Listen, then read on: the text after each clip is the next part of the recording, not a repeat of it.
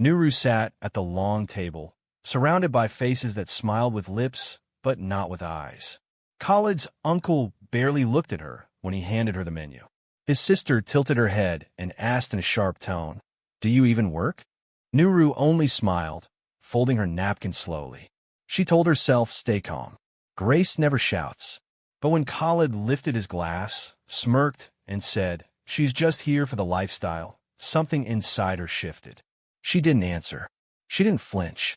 She simply sat taller, quiet but unbroken.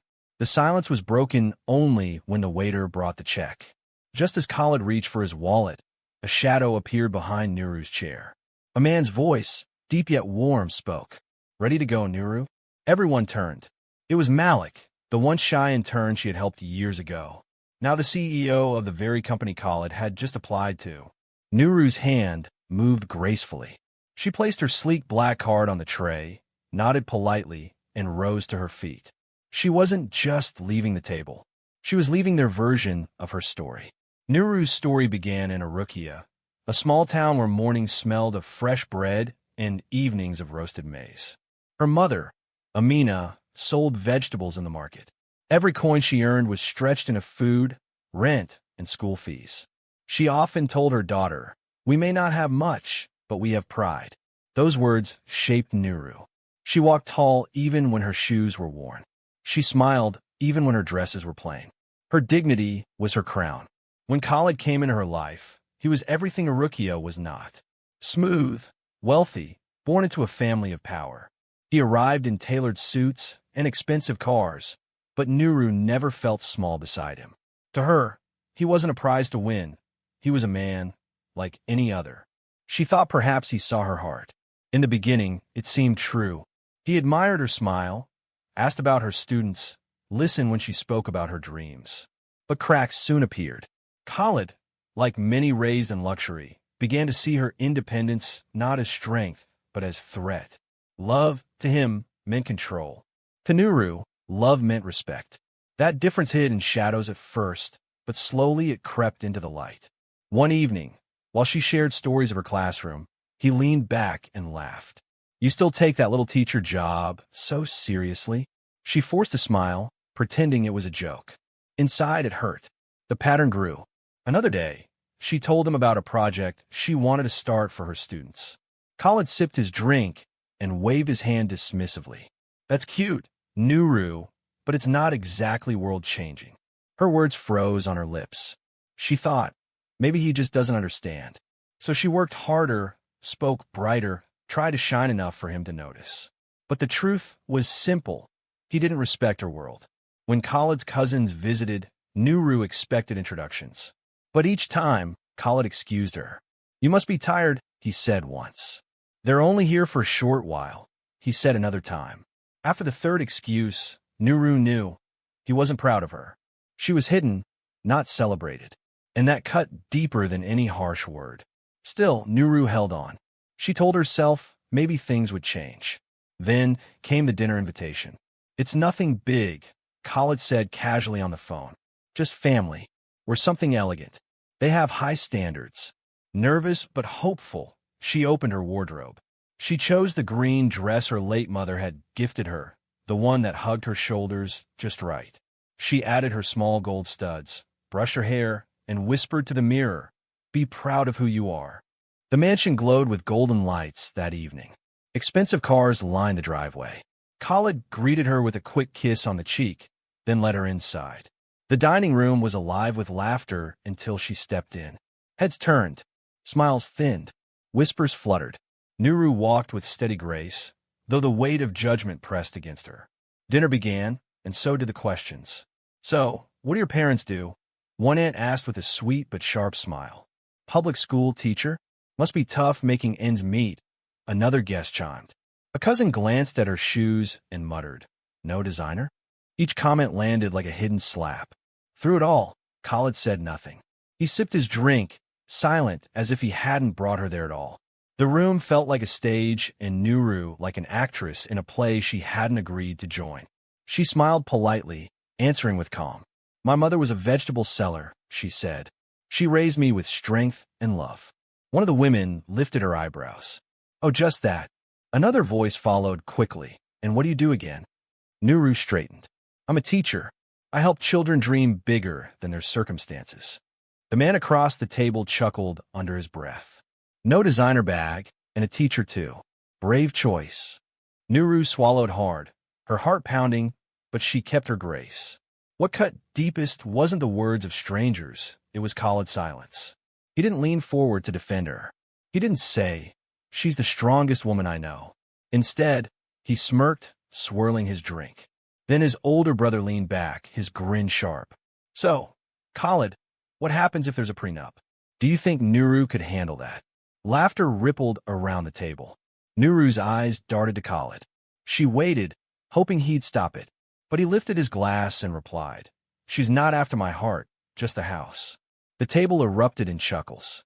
The laughter rang in Nuru's ears like glass shattering. She sat still, her napkin clenched in her lap. He said that. He actually said that. The man she trusted had just joined in their mockery. The room blurred for a moment, but Nuru refused to let a single tear fall. Not here, not in front of them. Instead, she forced her back straight, her silence louder than their laughter. As the waiter refilled glasses, a new figure entered the room. Tall, confident, dressed in a sharp navy suit. His presence shifted the air. Heads turned, and whispers ran around the table. Nuru looked up, her breath catching. "Malik," she whispered, barely believing it. He smiled warmly.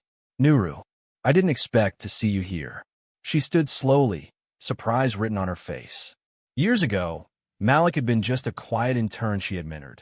He stayed late in the library, scribbling notes, chasing dreams bigger than his empty pockets. Others ignored him, but Nuru saw him. She encouraged him, helped him with scholarships, even gave him her last coins once so he could get home. That shy boy was gone now. Before her stood Malik Merrick, the CEO of one of the fastest-growing fintech firms in Africa. A man Khaled himself had once bragged about applying to work under. The room froze. Khaled's glass halted halfway to his lips. His father whispered, "That's Malik Merrick." Recognition spread like wildfire. Malik, however, kept his gaze only on Nuru. "It's been years," he said, his voice rich with respect. "And you're still the same. Kind eyes, steady presence." The sincerity in his tone was a contrast to the sneers she'd endured all evening. For the first time that night, Nuru's smile was real. The waiter returned with the bill. Without hesitation, Nuru reached into her bag, pulled out a sleek black card, and laid it down. The clink of the card against the tray silenced the last whispers. She didn't gloat. She didn't smirk. She simply nodded at the waiter and said, "Thank you." No drama, no raised voice, just elegance. The very thing they thought she lacked. Malik stepped closer, his voice calm but firm. "Our car's waiting, Nuru. We should go. Tomorrow's investor dinner won't wait." The words dropped into the room like stones in still water. Forts paused, eyes widened. Everyone knew what those words meant. He wasn't just speaking casually. He was acknowledging her as his equal, his partner in business. Khaled's hand trembled around his glass. His mother gasped softly. Nuru glanced at Khaled one last time. She didn't speak. She didn't scold or accuse. Her silence was more powerful than anything she could have said. With her head high, she walked out beside Malik. And in that moment, the story they had written for her, that she was small, invisible, unworthy, crumbled in their hands. Outside, the evening air wrapped around her like freedom. The driver opened the car door, and Malik guided her inside. For a moment, neither spoke. The city lights blurred past, their silence heavy but peaceful. Finally, Malik broke it with a smile. "Do you remember? That night you gave me your last naira for a bus ride." Nuru turned to him, startled he still remembered. "You planted something they'll never understand," he said softly. "And tonight you showed them what it grew into." Nuru leaned against the leather seat, the city lights flickering across her face. For years, she had swallowed words to keep peace, smiled when she wanted to scream, and lowered her head so others could feel taller. Tonight, she had walked out of that prison. Malik sat beside her, calm and steady. She whispered, "You still remember that night?" He turned, his smile soft. "Remember? Nuru, that night changed me. You gave me your last naira for a bus ride. Who does that for a stranger? She laughed quietly, shaking her head. It was nothing. Malik leaned closer, his voice low but certain. It was everything. You planted hope where there was none. That's why you'll never be small to me. His words struck deep. She stared out the window, her heart unclenching in ways it hadn't for years. Her late mother's voice echoed inside her. We may not have much, but we have pride. And for the first time in a long time, Nuru felt that pride bloom in her chest again. At the hotel, Malik handed her a keycard. She hesitated. Malik, I don't need. He stopped her gently. This isn't about need. This is about honor. Let someone see you the way you've always deserved. She stared at the card, her throat tight. For once, kindness didn't feel like pity. It felt like justice. That night, she slept in peace, not because everything was perfect, but because she had chosen herself over their version of her. 2 weeks slipped by, and Nuru's world shifted quietly but powerfully. No longer was she trying to prove herself to Khalid or his family. She poured her energy into something greater, an education project she and Malik were building together. When she downplayed her role, Malik shook his head. Not helper, not advisor. Your co-founder, Nuru. This exists because of you. His voice carried a weight that left no room for argument. At the project launch, Malik stood before journalists, investors, and leaders. Cameras flashed, but his words pointed to her. This project exists because of a woman who saw value in me when I had nothing. Her name is Nuru. He gestured toward her. Applause shook the room. Nuru stood still, stunned, as strangers clapped for her. Articles appeared the next day, painting her as a visionary educator. But when asked how she felt, she smiled and said, I just want children to know their dreams are valid. One evening, her phone buzzed. Khalid's name lit the screen. Her heart didn't race, just stilled. The message read, I didn't mean what I said. I just wanted them to accept you. Nuru stared at the words. That was it. No apology. No remorse. Just an excuse. She set the phone down quietly. Malik looked at her from across the table. You don't have to answer him, he said. She nodded slowly. I know. He's no longer my storm to weather. The old Nuru might have replied, explaining, hoping, justifying. But not now. Khalid's words no longer had claws. They were just noise in the background of a new symphony she was writing. While he scrambled for approval in rooms that mocked him, she was standing on stages where children, educators, and leaders hung onto her every word. The man who once made her feel invisible was now watching her from a distance, unable to reach her. A thick envelope arrived one morning. Malik handed it to her with a raised eyebrow. This looks fancy. Inside was an embossed card. Nuru blinked, reading it twice. An invitation from Khalid's family. A gala. A request for her to be the keynote speaker. She laughed bitterly at first. Them? After everything? Malik leaned back, amused. Life has a sense of humor. She hesitated, then folded the card. I'll go. Not for them. For the girls who need to hear my story. The night of the gala, Nuru chose her green dress. The same one her mother had given her years ago. No diamonds. No designer label. Just fabric woven with love and memory. As she entered the grand hall, chandeliers sparkled and laughter filled the air. But when she stepped in, the crowd shifted. Heads turned. Whispers rose. That's her. The teacher. The co-founder. She didn't shrink under their gaze. She walked with the quiet confidence of someone who knew her worth. When she stepped onto the stage, the hall fell silent. Some faces she recognized, the same ones that once mocked her. Now they leaned forward, waiting. She gripped the microphone, her voice calm but steady. Tonight, I want to share a truth. Real value is not in names or luxury. It's in hearts, in ideas, in kindness. She told stories, her mother's strength, her students' dreams, Malik's rise. Each word carried weight. And as she spoke, even the proudest heads in the room bowed slightly, listening. As Nuru's words flowed, she noticed movement at the side of the stage. Khalid's mother whispered something to her husband, her eyes fixed on Nuru with an expression Nuru couldn't read. Was it regret? Admiration? or calculation. Khalid himself sat in the third row, his jaw tight, his hands clasped. He didn't laugh this time. He didn't smirk. He just stared, like a man watching something slip permanently from his grasp. After her speech, applause thundered through the hall. Strangers rose to their feet, clapping. The same family who once mocked her stood now, though some reluctantly. Nuru bowed her head in gratitude. As she stepped down, Khalid's sister approached, her tone suddenly sweet. Nuru, that was inspiring. Truly, you've grown. Nuru smiled politely. Thank you. But I didn't grow. I simply stopped shrinking. The younger woman blinked, not expecting the reply. Then Khalid's mother approached. Her diamond earrings sparkled as she forced a smile. Nuru, she said carefully, you spoke with such wisdom. Perhaps we misjudged you. Nuru's heart thudded, but she kept her calm. You did, she replied simply. No bitterness. Just truth. Malik, standing nearby, caught her eye and gave the slightest nod, like a silent cheer. Finally, Khalid himself stood before her. His voice was lower than she remembered, almost hesitant. Nuru, can we talk? She looked at him steadily. About what? His eyes flickered, searching. About us. About what happened. She shook her head gently. There is no us anymore, Khalid. There's only who I was, and who I am now. And those two women don't need the same things. His shoulders sagged, as if the words themselves weighed on him.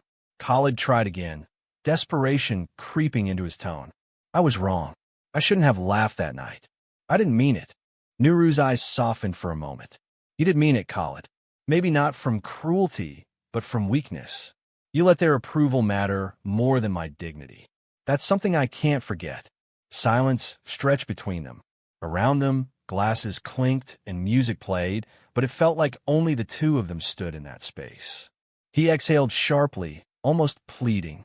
But we were good together once. Don't you remember? Nuru gave a faint smile, bittersweet. I remember. But I also remember being silenced. Being mocked. Being made to feel small. Good memories don't erase the wounds, Khalid.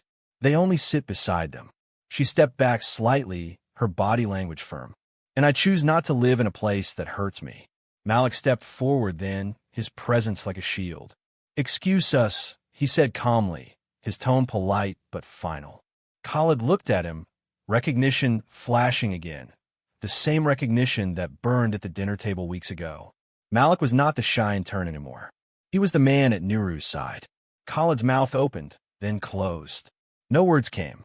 He turned away, retreating into the crowd. Later that night, Nuru stood on the balcony overlooking the glittering city. Malik joined her, 2 glasses of water in hand. For the victor, he teased softly, handing her one. She chuckled, taking it. I don't feel like a victor, she admitted. I just feel lighter. Malik studied her for a moment. That's victory, Nuru. Not proving them wrong, just freeing yourself from their chains. She sipped the water, the night air cool against her skin. Do you think they'll ever truly change? She asked. Malik shrugged. Maybe, maybe not. But that's not your burden anymore. Let them wrestle with their own shadows. He paused, smiling. You're walking in the light now. His words settled in her like a warm blanket. For years, she had longed for someone to see her this clearly. When the gala ended, she walked out the doors the same way she had walked out weeks ago. Head high, heart steady. But this time, it wasn't escape. It was triumph. Reporters called her name, flashes burst around her, but she didn't rush. She moved with the grace of someone who finally understood her worth. Beside her, Malik whispered, "This is just the beginning." And Nuru believed him. For the first time, she believed her story was not about surviving, but about rising. The weeks following the gala unfolded like chapters in a new book. Invitations came from universities, international conferences, and even television programs. Everyone wanted to hear from the woman who had once been invisible at a dinner table, but now spoke with power on stages. Nuru remained calm through it all. She didn't chase the spotlight. She carried it lightly, like someone who knew it could vanish, but whose purpose never would. At a youth summit in Nairobi, she told a packed hall of teenagers, "Your background is not your ceiling. It's your beginning." The room erupted in applause. Afterward, a girl approached her shyly. "Miss Nuru," she said, "they told me I'd never amount to anything because my father left us. But after hearing you, I think I can dream again." Tears pricked Nuru's eyes as she hugged the girl. "Dream, and don't stop," she whispered. Malik often watched her from the sidelines, pride etched in his face. "You've become what you always were," he said once. She laughed lightly. "What's that supposed to mean?" He replied, "A leader. You just needed the world to catch up and see it." Their partnership deepened, not just in work but in quiet moments. Long drives, shared meals, late-night strategy talks. Trust grew between them, unhurried but steady, like a river carving its path. But the past wasn't fully silent. One afternoon, as Nuru prepared for another conference, an envelope arrived. It was from Khalid. She hesitated before opening it. Inside was a handwritten letter. His words were longer now, filled with apologies, acknowledgments of pride, and confessions of regret. He ended with, "I hope one day you forgive me, even if we never speak again." Nuru folded the letter quietly, no anger rising in her chest, only acceptance. That night, she told Malik about it. "Are you going to reply?" he asked gently. Nuru shook her head. "No. Forgiveness isn't always about sending a letter back. Sometimes it's just letting the bitterness die inside you." Malik nodded slowly. "Then you've already forgiven him." She smiled faintly. "Maybe I have. Maybe that's why I feel so light these days." Her work expanded rapidly. She traveled across Africa, speaking to governments about investing in education. In Ghana, she sat across from ministers who once dismissed teachers as ordinary workers. Now they leaned in, taking notes as she spoke about systems, reforms, and the future of children. She didn't speak with arrogance, but with authority born from experience. And everywhere she went, young people felt seen. During one trip, Malik arranged a dinner with international investors. Halfway through, one of them leaned toward Nuru. "We've read about you. You're not just an educator, you're a movement." Nuru blushed, shaking her head. "I'm just a woman who believes children deserve more." The investor smiled knowingly. "That's what makes you unstoppable." Malik raised his glass in agreement, his eyes gleaming with quiet pride. In quiet moments, Nuru still thought of her mother. Sitting by hotel windows, looking out at distant skylines, she whispered into the night, "Mama, I hope you see me. I hope you know I carried your strength with me."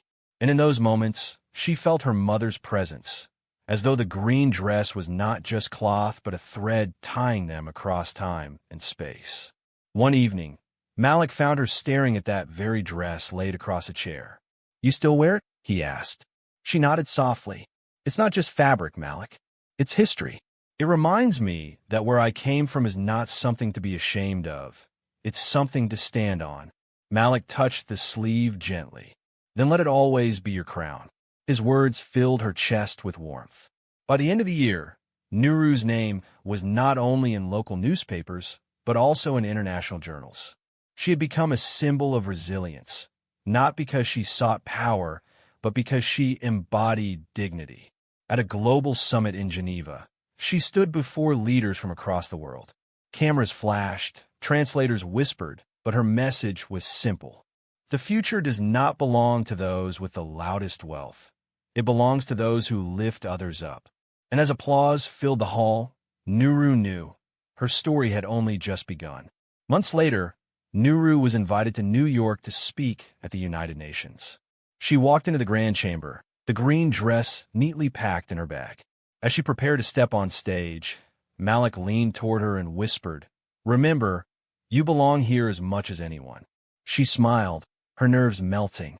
When her name was announced, she rose gracefully and walked forward, not as the girl once mocked at a dinner, but as a woman the world was ready to hear. Her speech was clear and powerful. She spoke of classrooms in rural villages, of children writing on wooden boards because they had no books, of mothers sacrificing everything so their children could learn. "Education is not charity," she said firmly. "It is the foundation of freedom." Her words echoed through the vast hall, translated into dozens of languages. When she finished, the applause was thunderous, and people rose to their feet in respect. After the speech, world leaders lined up to shake her hand. A minister from Europe said, "Your words reminded us why we entered public service." A philanthropist added, "We want to fund your initiative." Through it all, Nuru remained calm, her humility anchoring her even in the spotlight. Malik watched from nearby, his chest swelling with pride. He knew she wasn't just changing policies, she was changing hearts. Later that night, as they walked through Times Square, Malik teased her gently. "You just moved the entire United Nations to tears, and you're still walking around like a schoolteacher buying bread at the corner shop." She laughed, the sound light against the city's noise. "That's because I'm still a schoolteacher. Titles don't change who I am." He looked at her, admiration soft in his eyes. "And that's why the world listens." Back home, the invitations kept coming. But one letter stood out. It was embossed with a family crest she recognized immediately. It was from Khalid's family. They were hosting another gala, and this time, they wanted her to attend as their honored guest. For a moment, she stared at the paper in silence. Malik noticed her expression. "You don't have to go," he said. Nuru folded the letter calmly. "I know, but I want to." When the night came, she wore the same green dress. Walking into the grand hall, she carried no bitterness, only quiet strength. The room fell silent as people recognized her. Khalid was there, standing stiffly at the edge of the crowd. His parents approached first, their faces uncertain. "Nuru," his mother began softly. "Thank you for coming." Nuru simply nodded, offering a polite smile. She wasn't here for revenge. She was here for peace. During the evening, Khalid finally walked up to her. His voice was low, almost strained. "Nuru, I don't expect forgiveness. I just want to say I was wrong. About everything." She looked at him steadily. "You weren't wrong about everything, Khalid. You love me in your way. But love without respect is not love at all." He lowered his head, words failing him. She turned away gently, not in anger, but in release. Malik appeared at her side, sensing the weight of the moment. "Are you all right?" he asked quietly. Nuru smiled softly. "More than all right. I think this is the last shadow I needed to leave behind." He slipped his hand into hers. Not possessive, just steady. "Then let's walk forward," he said. And together, they moved through the crowd, not as teacher and intern, not as survivor and savior, but as partners in purpose. By the end of the night, Nuru had given another speech, this time on home soil. Her voice carried through the hall. Respect is not something you demand. It is something you live. And once you live it, no one can take it away from you. The applause was sincere, not forced. Even those who once mocked her now stood in recognition of the woman she had become. The weight of years of silence lifted completely from her heart. Months later, a new magazine cover appeared. Nuru stood proudly in her green dress, this time with Malik beside her. The headline read, "The Teacher and the Visionary, Building Africa's Future Together." She looked at the photo and smiled. Not because of fame, but because the image told her truth. She had never needed validation from others. Her journey was not about proving them wrong, but about proving herself right. And with Malik by her side, with children holding books in classrooms across the continent, Nuru knew she had finally written her own ending. An ending not of defeat, but of freedom, respect, and everlasting purpose.